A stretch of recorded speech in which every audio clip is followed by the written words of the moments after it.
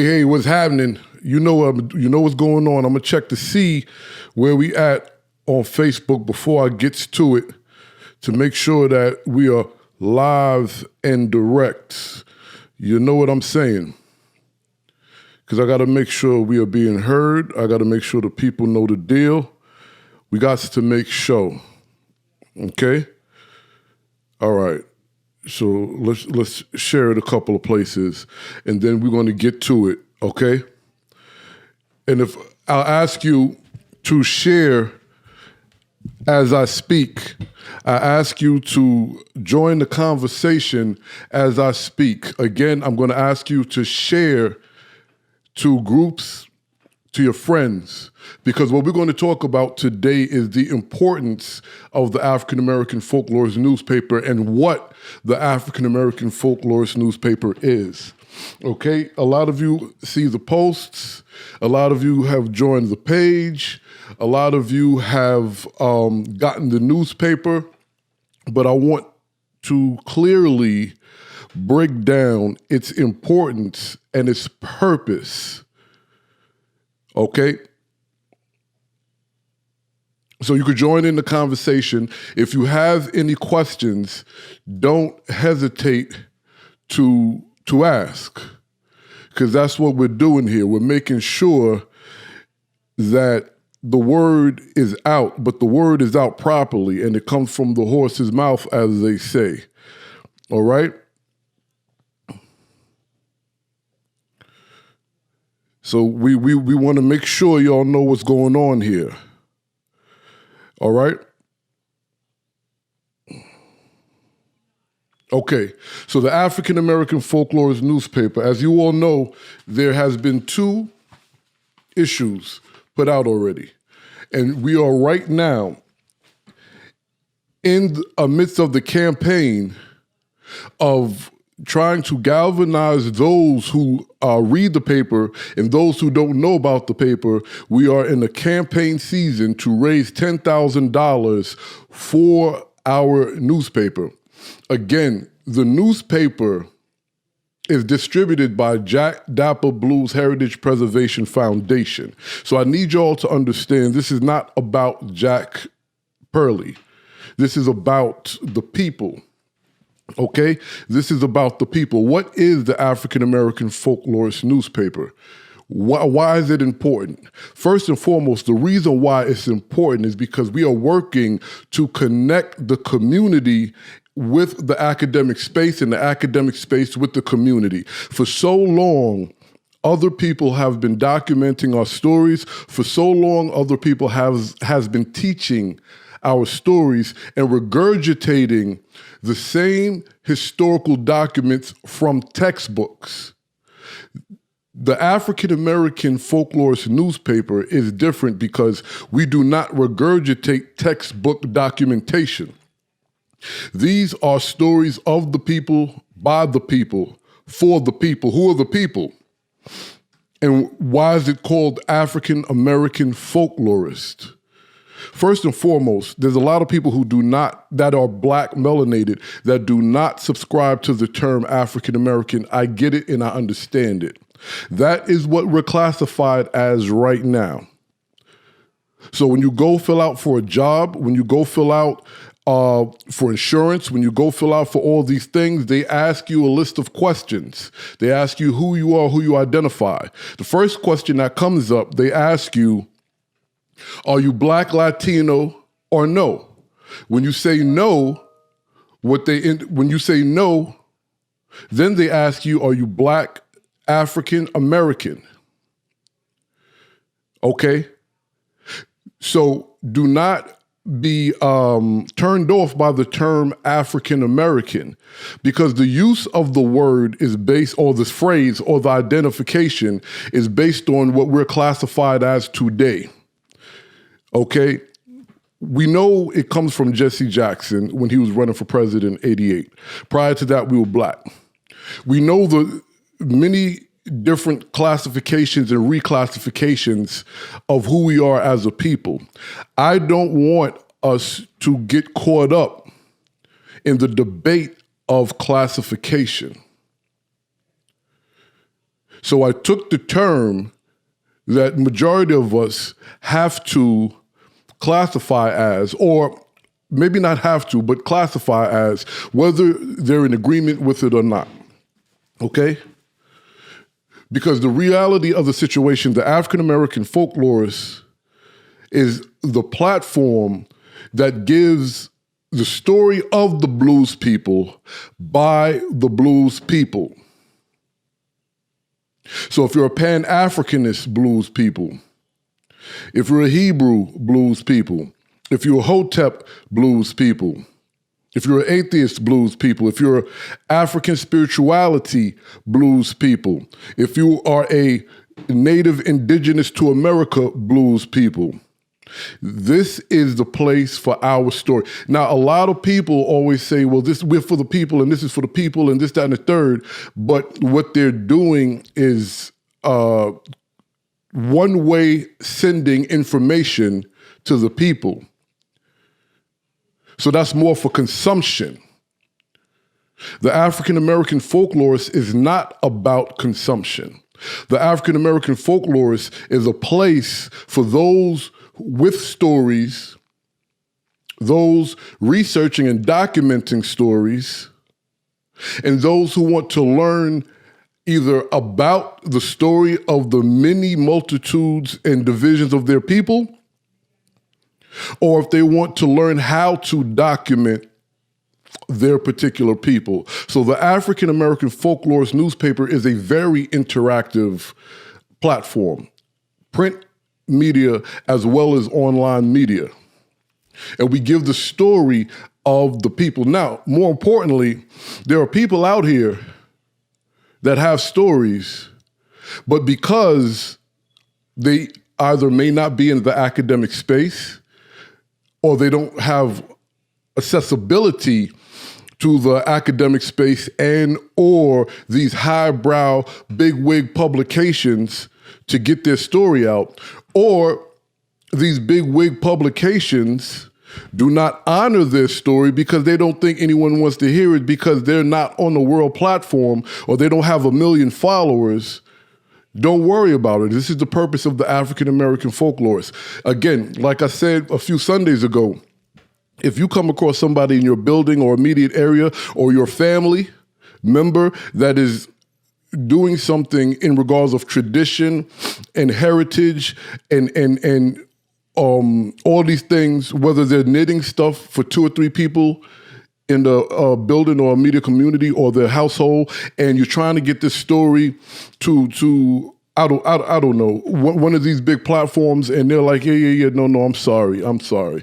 That's why you come here, because we are the record keepers for the people. And when I say the people, those on the ground level. We are also the conduit which connects the academic world, the scholarly world to the layperson. What does that mean? So we have many independent scholars and community scholars. Some had the wherewithal to build platforms, whether they're lucrative or whether they're just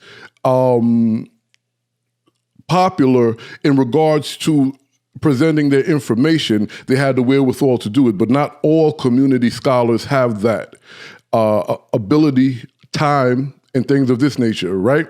Also, furthermore, because of the stigma of the scholarly and academic space, there are community scholars, there are community activists, there are traditional music bearers that take on the role of folklorists, take on the role of ethnographers. Brother Walter, what it do, bro? And they believe that the scholarly academic space frowns upon them. Now, I'm going to be honest with you, at one time they did. And in some cases, they still do, because we also have to remember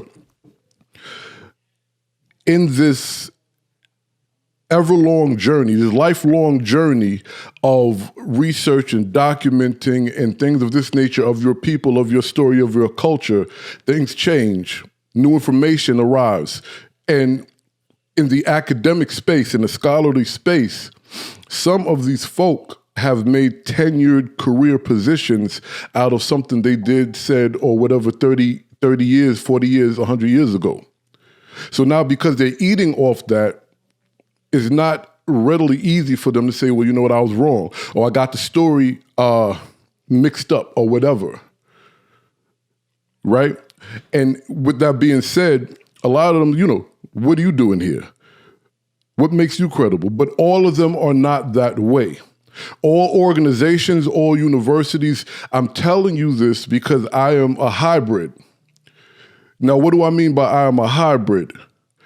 I am the independent community scholar that also has a place in the academic scholarly world. I am a hybrid. I work in both worlds. And what I do know, there's two things that we have to address. One, yes, it is good for us to have our own schools. It is good for us to have our own publications. It is good for us to have our own media, our own economics, and all of the above. But it's not good to criticize an industry telling or teaching our story, and then we have a multitude of our people that for whatever their personal or family or economic reasons are, they go into these universities and schools, and outsiders are like, well, they're not telling the story right, and just complaining. So for me, I think it makes sense if our children have to go into these academic spaces, if our young adults and elder and middle-aged adults have to go into these academic spaces, and a good portion of the majority of them are open to partner up with or get the story from the people themselves. Instead of us complaining on the outside, it would make sense for us to get on the inside and create alliances so we can tell the story accurately. So when I say that the African American folklorist, and myself for that matter, is a hybrid as well as a conduit for both worlds, what I'm explaining is, instead of pointing fingers and saying, you see what they're teaching, you see what McGraw-Hill did, you see what we need to get ourselves in front of these students. We need to get our community scholars and activists not only in front of the students, but in front of the faculty and in front of the staff.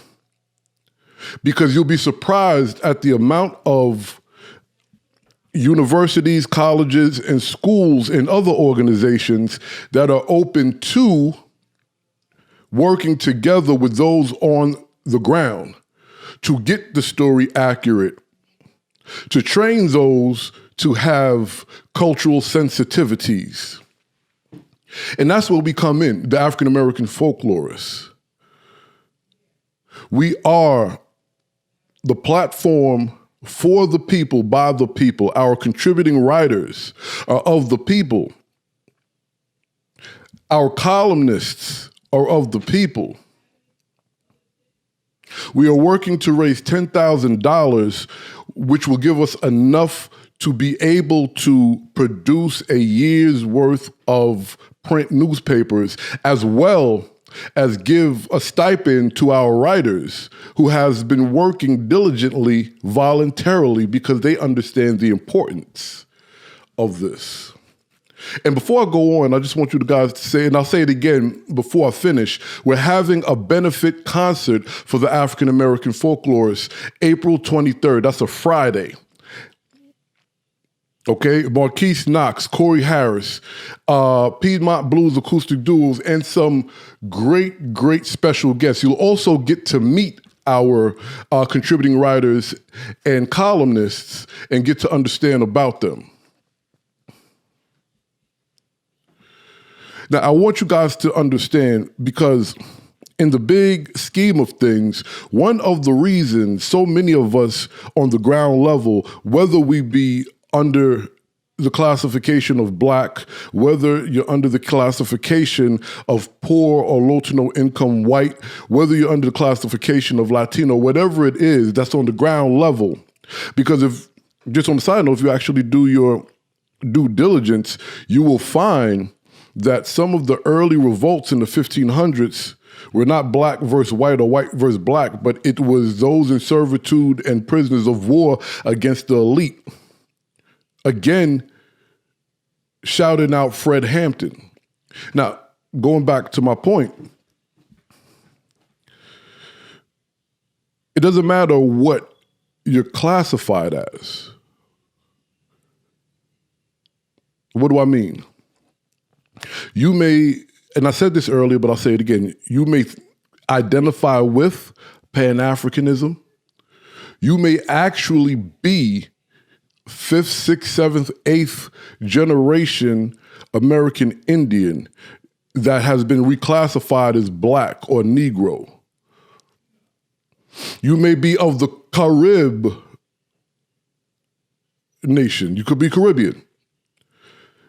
You could be Hotep, identifying as Hotep. This is where you come to get and share the story. You could be a Christian. You could be what's considered a black Jew, Igbo. Okay, you can practice African spirituality and the things that come with Southern black spirituality that a lot of people aren't necessarily, when I say familiar with, they're familiar with it, but they really don't know the truth of that. This is the place to give, share, and receive this information. The African American Folklorist. You could be a feminist or study feminism. You know, I tell a joke, and it's not necessarily a joke, but when I have to give speeches, lectures, or PowerPoint presentations, or if I'm doing the Jack Dapper Blues experience, because don't get it twisted, I got some blues coming. I still ring them strings and belt them blues out.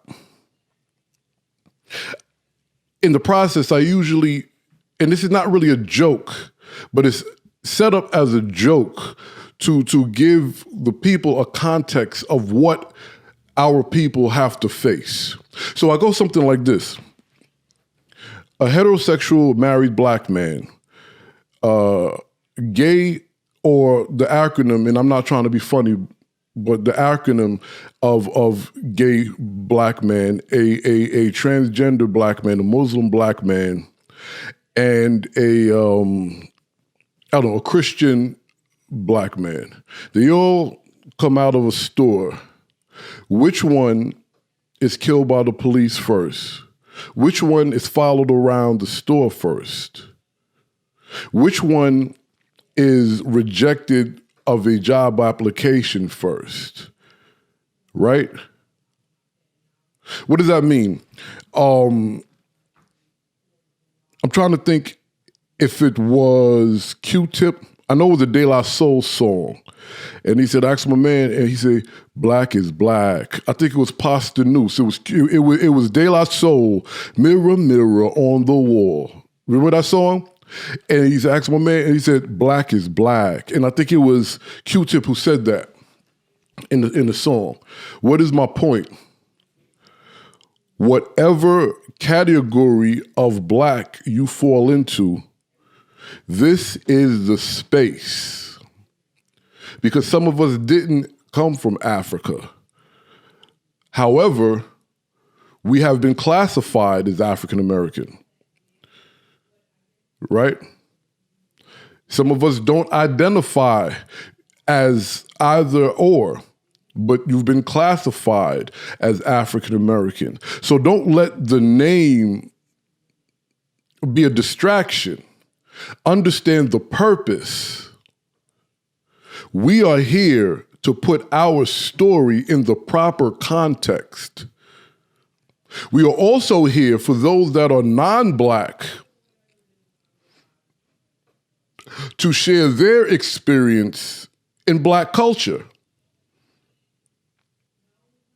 See, a lot of times these other publications or these other academic or community publications and organizations just regurgitate documentation. What do I mean by that? Well, they study up on something and they become a historian and an expert on something, and then they just sit there and tell you over and over about what Harriet Tubman did, what Martin Luther King did, what W.E.B. Du Bois said, how Booker T. Washington did this, and on and on and on. Oh, well, this one was the first one who did this. And he would, and I'm not knocking it because we all need that to understand certain things and have a good grasp on it.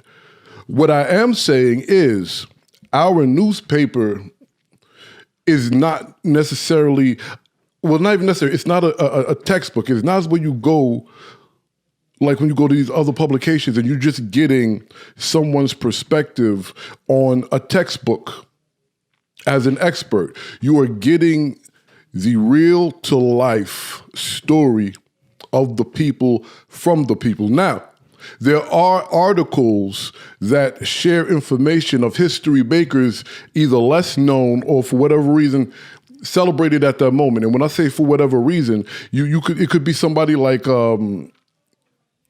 Ma Rainey, right?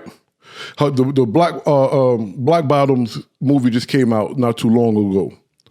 So then, you may want to have more information about different aspects of Ma Rainey. You could definitely come to the African American Folklorist, right? Because you also have to understand, we all, as a folklorist, as an ethnographer, ethnomusicologist, or someone who just appreciates and researches the traditional Black musics and expressions, you're going to find this here. And we have to keep in mind, this whole thing started from the blues. And when I say this whole thing, the entire Jack Dapper Blues Heritage Preservation Foundation body of work and platforms comes out the blues. And what do I mean by that? Considering the most of you who know me know, I started becoming in public light as an MC, a rapper in hip hop, which was what my cultural expression of my day was. So how do I mean this all starts with the blues? Because this entire platform in 2011 came into an existence because I was reconnecting my people to their oral documentation through song. Remember Sunday, what I said. If you want to know what our culture was like, what our people was like in the 1800s, at the turn of the century, and in some cases well before, because some of the songs that were recorded specifically in the 20s and the teens were songs, even songs by the Lomaxes and Wesley Work and people like this, and Brother Worth. These were songs passed down from generation to generation well into the 15, 16, 1400s and things like this that was passed and passed and passed along. So you listen to these songs and you get to understand the root of the people.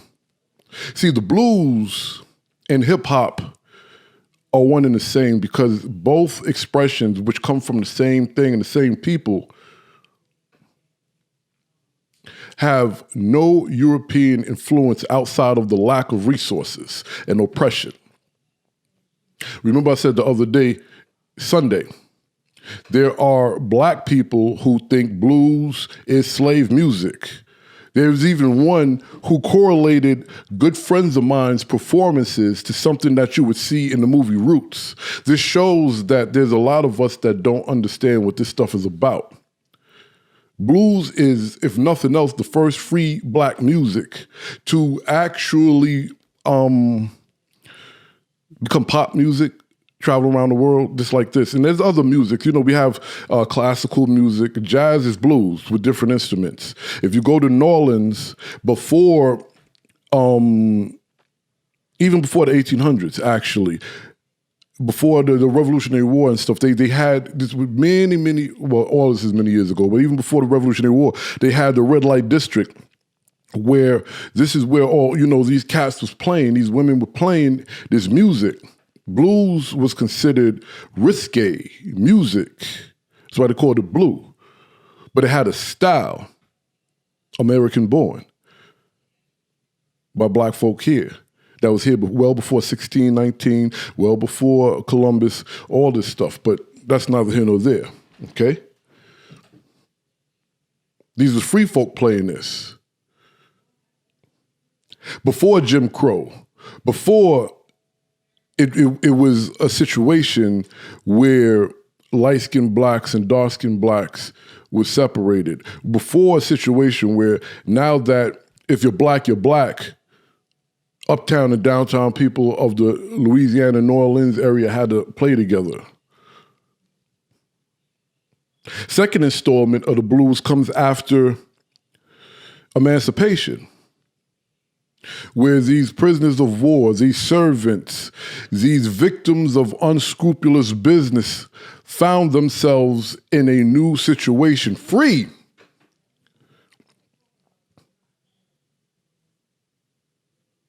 We talk about plantation life. Everybody talks about plantation life, but plantations were little townships that had little businesses for the plantation, where you had what they call frolicking. And when they had the frolicking and they had the shot houses and the different wood parties, they was playing blues. These terminologies evolved for different reasons. But the point of what I'm saying right now, the blues has always been a freed man expression, freed black man expression, black woman expression. This was no slave music. They had a term for slave music. It was called slave seculars. They had another term for quote unquote slave music, and Frederick Douglass and W.E.B. Du Bois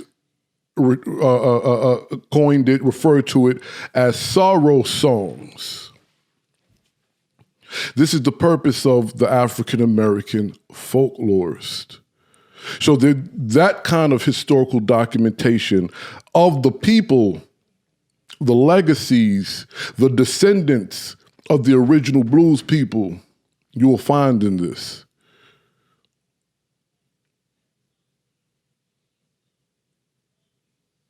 The descendants and the legacies of the second era of the blues, which was hip hop. And when I say the second era, that's not denouncing and omitting everything that came in between, because there is a line that threads all of these things to the people. However, I will say there are specific nuances that makes each black expression musically different, though there are a lot of things like the cadence that makes it the same. When you listen to people like DMX, when you listen to people like, what's the brother from Mystical, they sound like a pastor. Why is that important? What am I talking about? Early blues, they sound like pastors. And everything in between. Sound like it came out the black church. And speaking of the black church, we break down the black church here. Not in a way that other black publications do.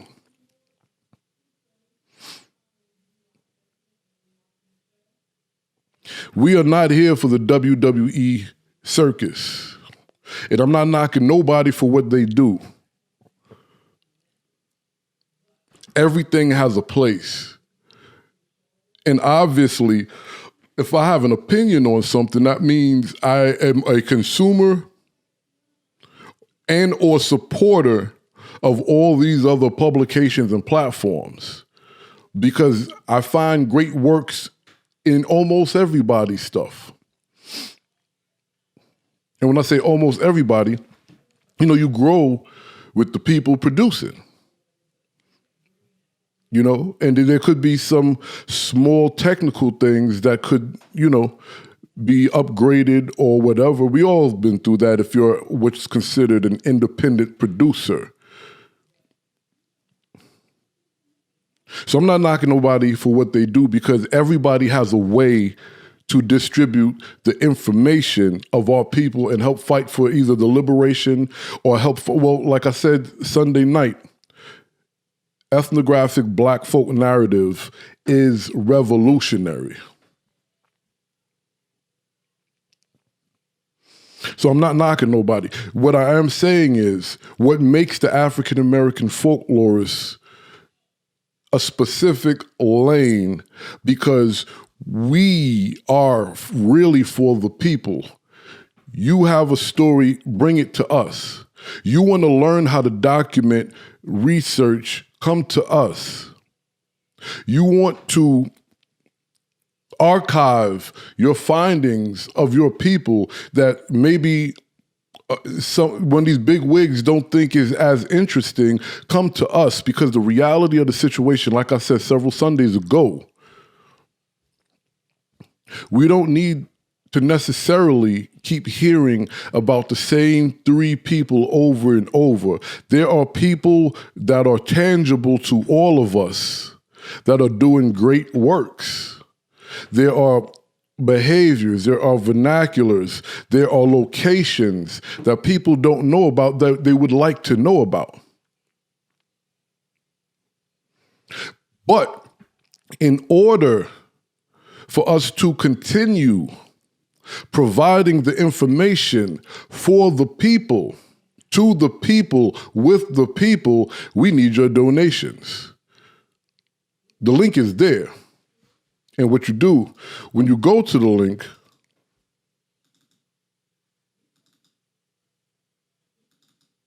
well, it doesn't seem to be working. All right, that's okay. When you go to the link, press it and donate. Press it and donate. Here it is. It's coming up right now. It took a minute, but it's coming up. What's it called? It's just reactive slow. Maybe it's the snow. Now, mind you, before I even forget, we're at 12. We have 15 contributions right now. Okay, I want to shout out Dave Evans for contributing. I want to shout out C.J. Blanton for contributing. I want to shout out Blue Sanger, Baritha Reddy. I want to shout out Brianna Light. I want to shout out Gospel Black Spiritual Queen Leah Gilmore. I want to shout out Gloria White, all of them has been supporting us for a long time. Sister Karma, what's happening, Mayette? We need to talk, actually, because we would love to have your pieces platformed, if not pieces in plural, piece platformed in our paper. I haven't told y'all. We have a section just for poetry and expressions of Black literature through poems and rhythmatic words. Okay? And we have some great stuff in there already. Matter of fact, two of our writers are poets. Doug Curry is the real deal. Virginia Jimenez they're all the real deal. If it is part of the Black narrative, whatever the expression is, that's what we're doing. However, again, your donations to our crowdfund campaign is vital. We have, matter of fact, let me just make sure I tell you guys this so you know what's going on. We have readers. We serve readers on the Americas, in London, in Canada. Okay? We serve readers on the Americas, in London, and in Canada thus far, and it's growing. It is growing. So we for us to continue to serve the people and allow the people to contribute with their stories of their communities, of their genealogies, we need to raise this money. Again, don't forget, we're having a benefit concert, the Black Folk Narrative Fundraising Concert, April 23rd. You'll get to meet the contributing writers, the columnists.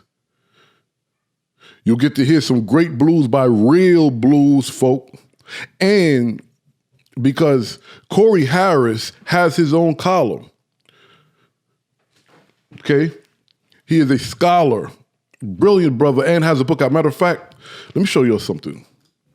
You see these two posters right back there? Sun House and Memphis Minnie? That comes from Corey Harris. He drew those. And he has a book out right now you guys need to get that features those drawings, as well as I wrote the preface. I was honored that the brother asked me to write the preface to his book. If we have an issue with scholars of old and or scholars of today regurgitating a portion of our story,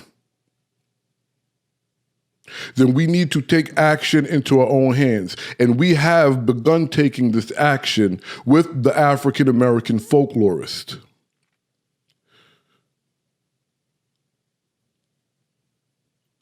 Donate. If you can't donate because of various reasons, share it. If you receive the print paper, take a picture with it and go to the page and drop it. Because this is a revolution. So join the revolution, the Black Folk Narrative Revolution. We are all in this together. There are a plethora of ways to get the story out. We have traditional music practitioners, we have poets, we have writers, we have teachers, we have soldiers, we have speakers and orators. It's not a competition. We are making sure, and when I say we, I'm not even just talking about my platform right now because it's not about me. We, as in us collectively, have a duty to make sure our story is shared properly. The link to the donate page, sister, should be on top of this feed. I'll link it to you right now.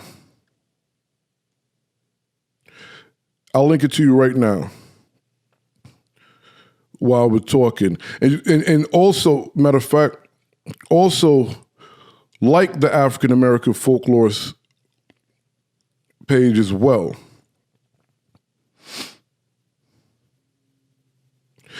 I'm stopping right now for those who are just tuned in to find the link and place it into the feed.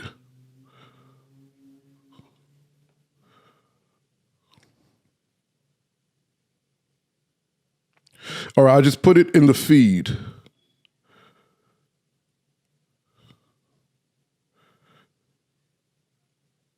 All right. Let me just make sure. I'll place it back in the feed again so I won't get distracted too much. There's a couple of other pieces of information that I want to tell y'all, but I just want you guys to understand what's going on. The African American Folklorist is right now, we are a quarterly newspaper, but we are working to become monthly.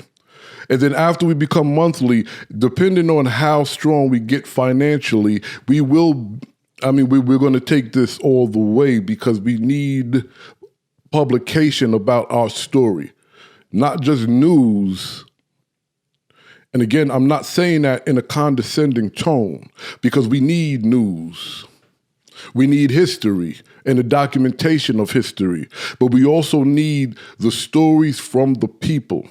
So I'll just read this to you. The African American Folklorist is a quarterly newspaper that contains articles about tradition, traditional beliefs, the cultural context, geographical locations, music, and vernaculars of African Americans and the role each plays and the role each element plays in the lives of the people past and present.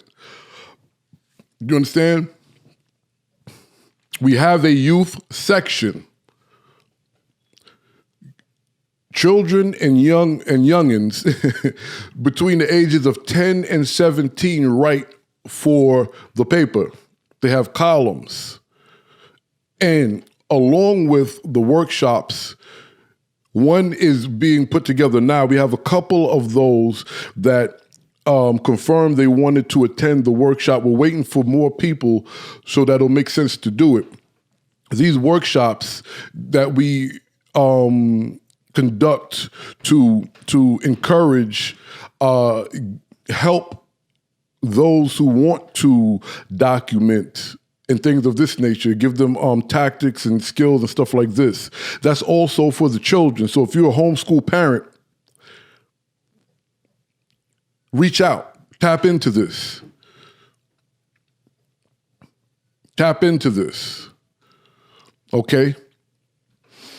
And you can see who the writers are, the columnists and everything when you go to the link. This is Join the Revolution.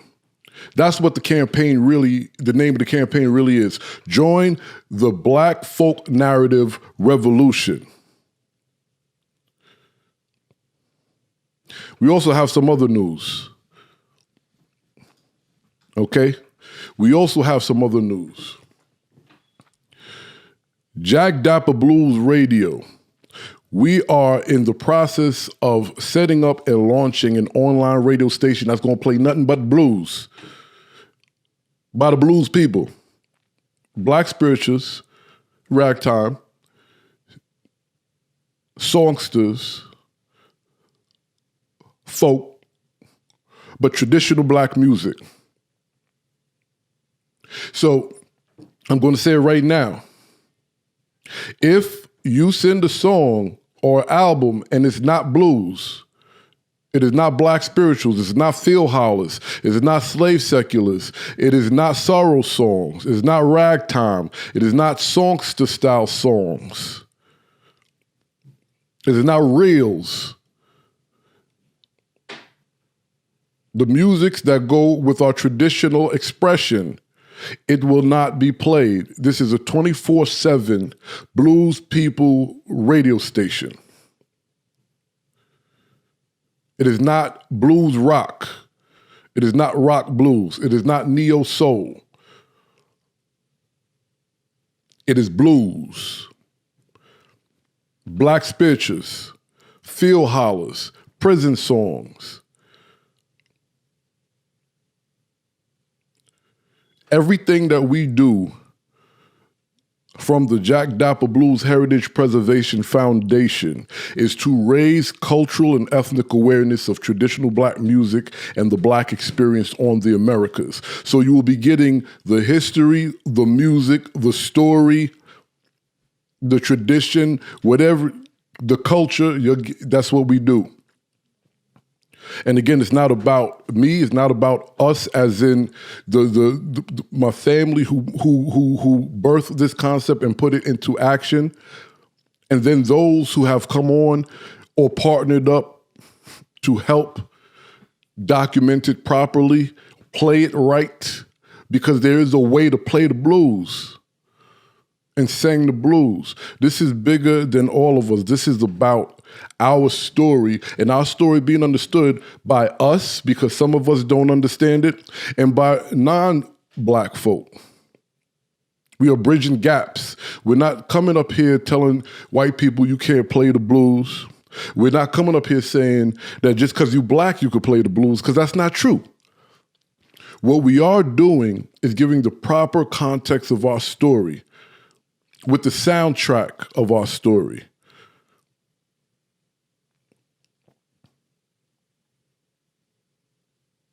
donate, share,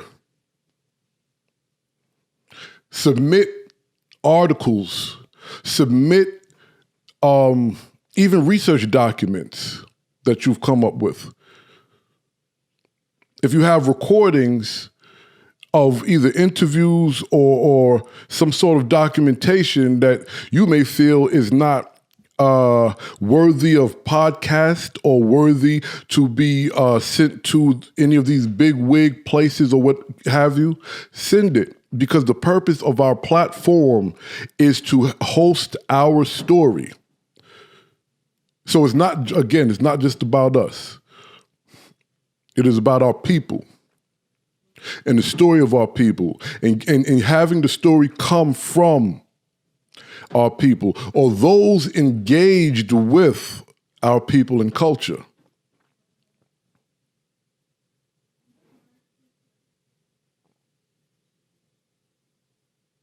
I am no longer, and I've done this before because you guys, those of you who've heard me before, seen me before, read any of the interviews that were conducted with me, and not even just me conducting interviews or what have you, I've explained on many occasions when I first realized, because I got into this by default. So when they first realized what it was I was actually doing, and that's another thing, just on a side note, there's so many doing great works that don't realize or don't even care it falls into this space. You may not need to come into this space, but this space needs you guys, right? So when I realized what it was that I was doing in regards to ethnography, folklore, Black folk narrative through song and oral and written, I was on the attack.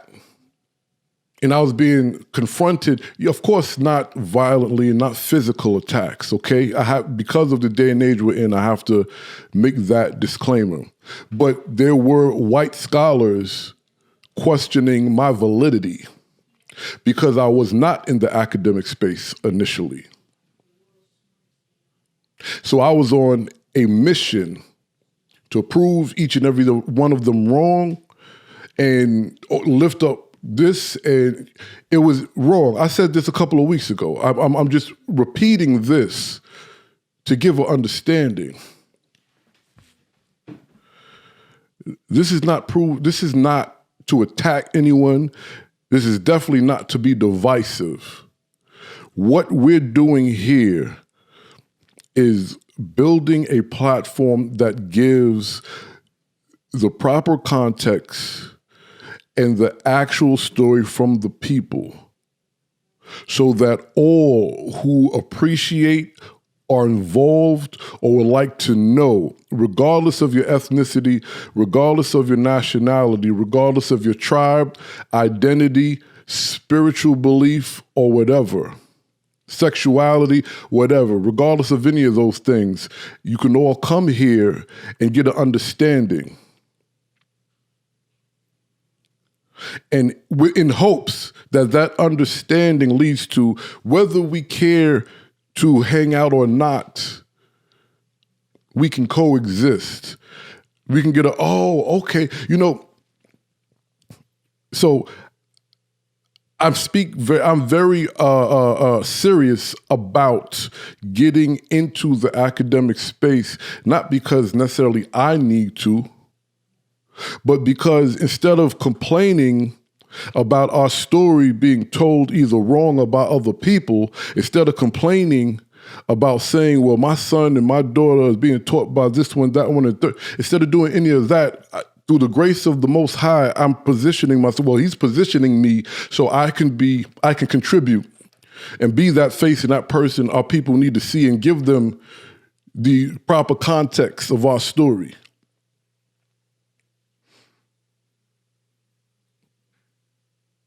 Right? So instead of bashing, this is not divisive. None of this is about being divisive at this platform.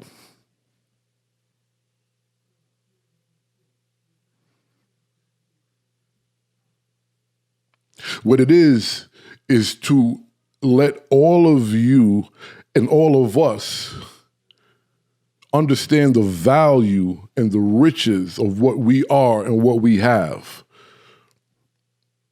Individually, genealogically, tribally, community, et cetera, so on and so forth. But we do need your help. Go to the donate page on Indiegogo. Give that donation. And to bring it full circle,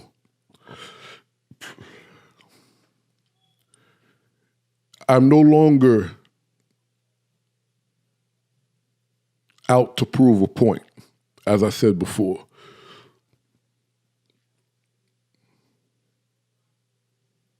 We are taking active measures with great people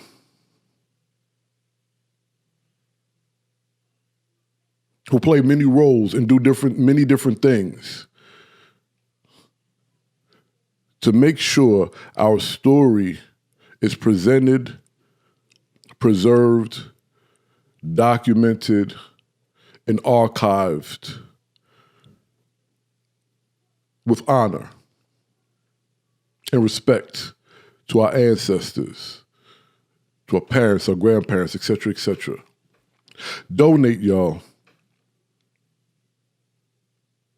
Because no one expression is more important than the other. They're all avenues of our traditional behavior, heritage, and culture, which is very important. All right? Donate. I'll be talking to y'all real soon. And look out for the radio station. It's coming. And I said this some time ago, but I never said that it was about to come up. I said, we're talking about it. We're working on it. It's here. Blues, blues, blues, and more blues.